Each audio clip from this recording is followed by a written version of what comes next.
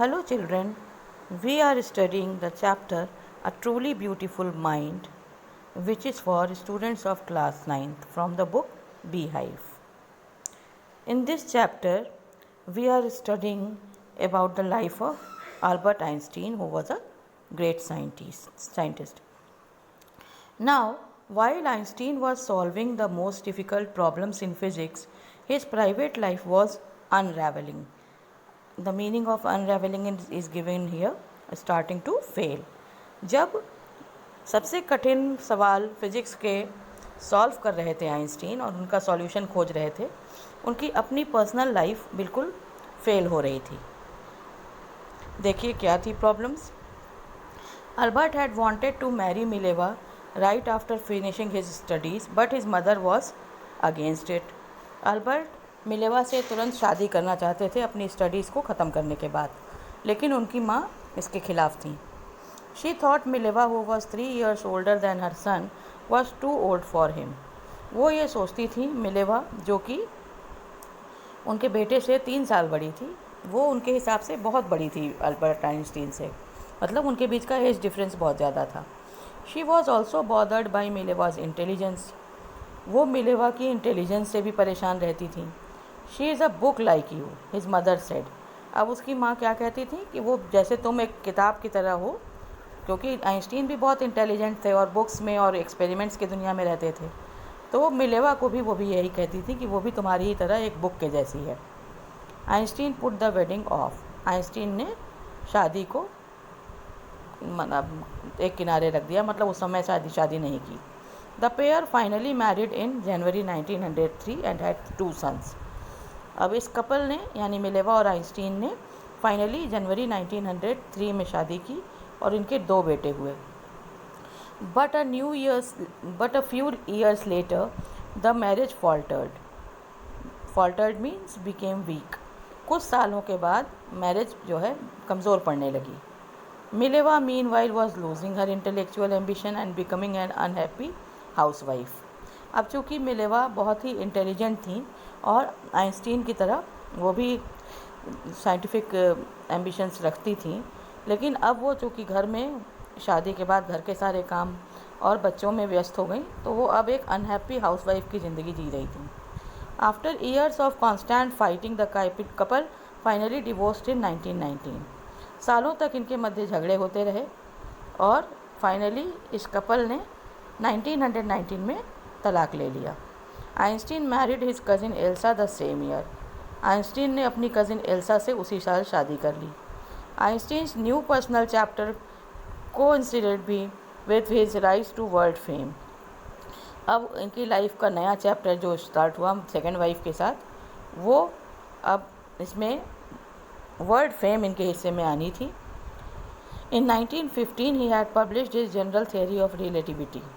1915 में इन्होंने general theory of relativity publish हुई, मतलब इस पर उन्होंने रिसर्च कर लिया था, which provided a new interpretation of gravity, जिसने ग्रेविटी यानी गुरुत्वाकर्षण से संबंधित नई थियोरीज पेश की. An eclipse of the sun in 1990 brought proof that it was accurate. 1919 में सन का सूरज का ग्रहण लगा था, सूर्य ग्रहण, और जिसने ये प्रूव कर दिया था कि जो थियरी आइंस्टीन ने दी थी वो बिल्कुल सही थी. Einstein had correctly calculated in advance the extent to which the light from fixed stars would be deflected through the sun's gravitational field. Einstein ने बिल्कुल सही तरीके से कैलकुलेट करके बता दिया था पहले से ही, एडवांस मीन्स पहले से ही, कि किस हद तक जो फिक्स्ड स्टार्स हैं उनकी लाइट सन के ग्रेविटेशनल फील्ड से डिफ्लेक्ट होकर जाएगी. डिफ्लेक्ट होना means change direction because it hit something. मतलब कुछ, अब अगर सूर्य ग्रहण लग रहा है यानी सूर्य और पृथ्वी के बीच में जब मून आ जाता है तब होता है, तो दूसरे जो स्टार्स हैं उनकी लाइट जो है वो सन के ग्रेविटेशनल फील्ड से थोड़ा सा अपना डायरेक्शन चेंज करेगी, क्योंकि वो किसी चीज़ से टकरा रही है. The newspaper proclaimed his work as a scientific revolution. अब न्यूज़पेपर्स में जब ये बात पब्लिश हुई तो लिखा गया कि साइंस की दुनिया में एक रिवॉल्यूशन होने वाला है. मतलब बहुत बड़े चेंजेस आने वाले हैं। That is a revolution means क्रांति, वैज्ञानिक क्रांति होने वाली है, एक ऐसी खोज हो चुकी है जिसकी वजह से। Einstein received the Nobel prize for physics in 1921। 1921 में आइंस्टीन को फिजिक्स के लिए नोबेल प्राइज़ मिला। He was showered with honours and invitation from all over the world and loaded by the press. उनको बहुत सारा सम्मान और इन्विटेशंस पूरी दुनिया से मिलने लगे। लोग उनसे मिलना चाहते थे और जानना चाहते थे थियरीज़ के बारे में, और वो हमेशा प्रेस से यानी पत्रकारों से, रिपोर्टर्स से घिरे रहते थे न्यूज़ के लिए। When the Nazis came to power in Germany in 1933, Einstein emigrated to the United States. जब नाजीज़ का राज आया जर्मनी में, नाजीज़ ने कंट्रोल कर लिया 1933 में, तो आइंस्टीन यूनाइटेड स्टेट्स चले गए यानी America. 5 years later, the discovery of nuclear fission in Berlin had American physicists in an uproar. 5 साल के बाद न्यूक्लियर फिजन की जो बर्लिन में खोज हुई, उससे अमेरिकन के साइंटिस्ट बहुत ज़्यादा अपसेट हो गए थे। Many of them had fled from fascism just as Einstein had, and now they were afraid the Nazis could build and use an atomic bomb. अब बहुत लोग फेसिज्म फेस कर रहे थे, मतलब आइंस्टीन की तरह, और जानते थे कि हो सकता है ये जो नाजी जिन्होंने जर्मनी पर कब्जा कर रखा है, अब चूँकि न्यूक्लियर फिजन की खोज हो चुकी थी, तो उनको ऐसा लग रहा था कि कहीं अब इस थियरी का इस्तेमाल नाजी एटॉमिक बम, परमाणु बम बनाने में ना करने लगें। Now see what happens next.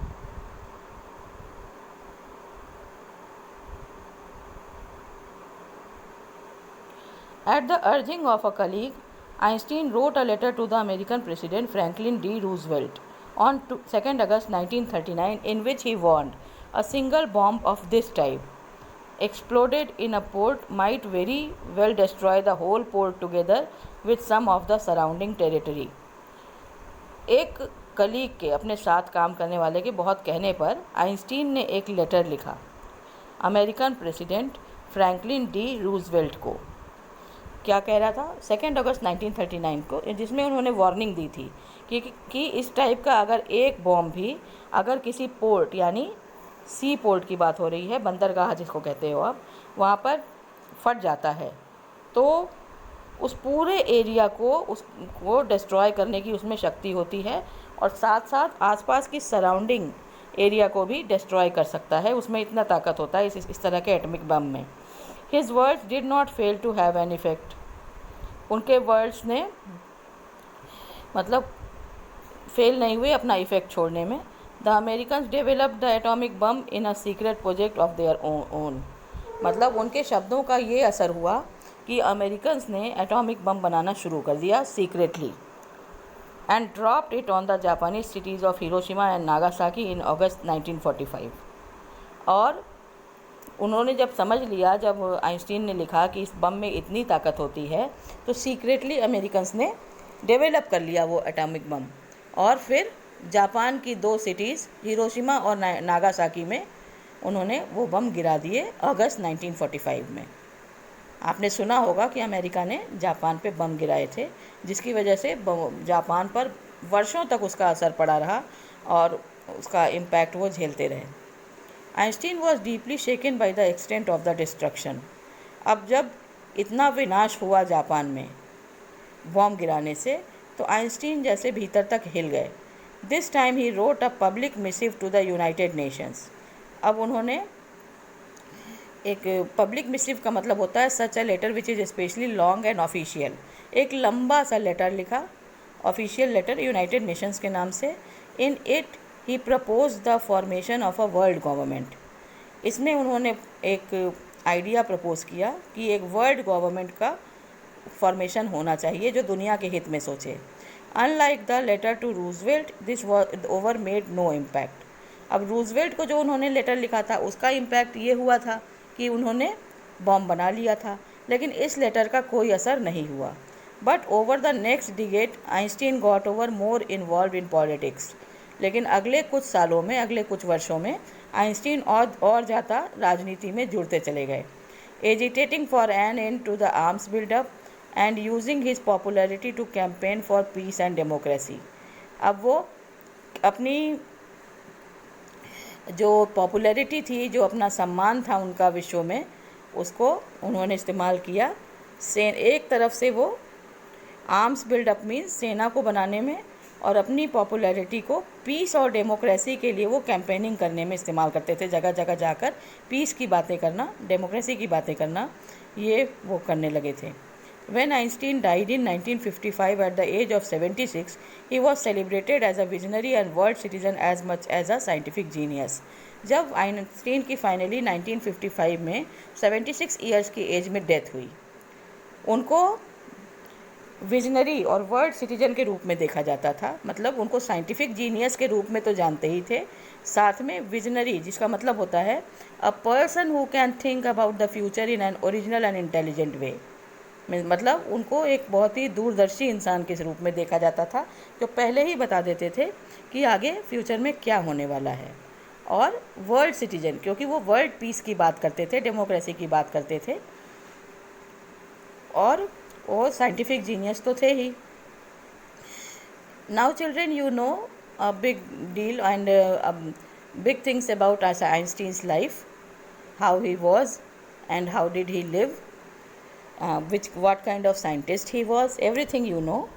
And if you have any question regarding this, you can ask in the description box in the comment section. Now I hope you have understood it, enjoyed the chapter and loved it. Thank you so much.